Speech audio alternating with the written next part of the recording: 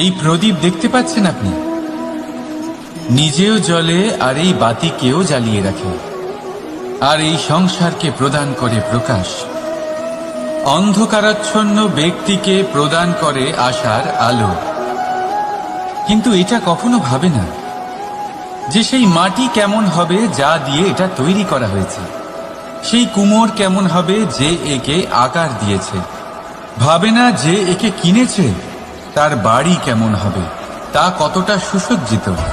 কিচ্ছু নেই, শুধু এই সংসারকে প্রকাশ প্রদান করে। আর হয়তো সেই জন্যই প্রদীপকে এত ভালোবাসা হয়। সে নিজের বা অন্যের বাড়ি দেখে কখনোই জ্বলে না, সে জ্বলে শুধু অন্ধকারের সাথে লড়াই করতে। তাই আপনিও নিজের ব্যবহার এই প্রদীপের মতো করে তুলুন। নিজের পরিচয়